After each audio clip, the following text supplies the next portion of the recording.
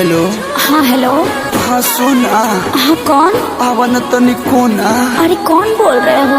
अरे हम तार पूछू बेबी, नंबर भी डिलीट कर दियो क्या? अरे नहीं नहीं। आवन डीजे बाजता बस तार आवाज सुनाते नहीं के। बस 2 मिनट रुक जाना। हाँ हेलो। हाँ हेलो। हेलो। क्यों रो रहे हो बाबू?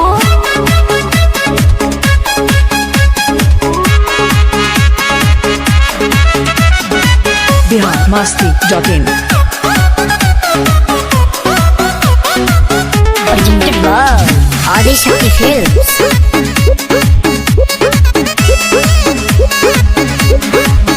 तनी समझ हमारो मजबूरी है जान, नहीं रोवल गावल इतना जरूरी है जान।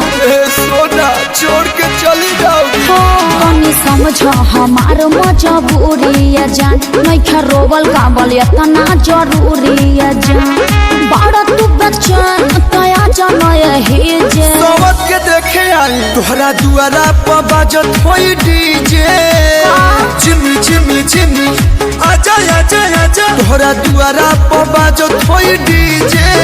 होई दीवाना के कुर्ता लोरवे से भीजे। पोछ लो। हे हा अरे पोछ लो। तोहरा दुआरा पर बाजत होई डीजे। हे दीवाना के कुर्ता लोरवे से भीजे। पोछ लो। अरे पोछ लो ना।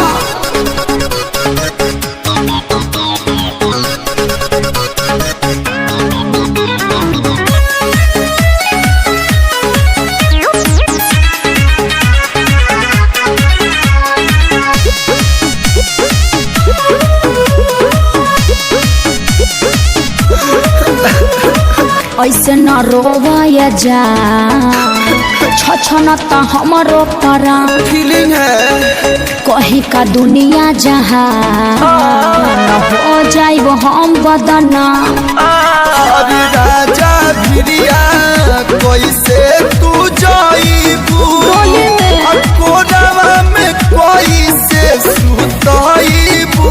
अरे मुड़ी धके प्यार नहीं पाई हमसे शादी करे जे। तो काहे के जाता रू तोहरा दुआरा पर बाजत होई डीजे।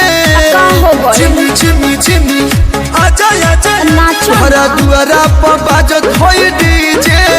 हे दीवाना के कुर्ता लोरवे से भीजे।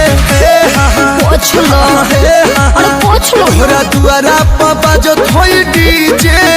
हे दीवाना के कुर्ता लोरवे से भीजे।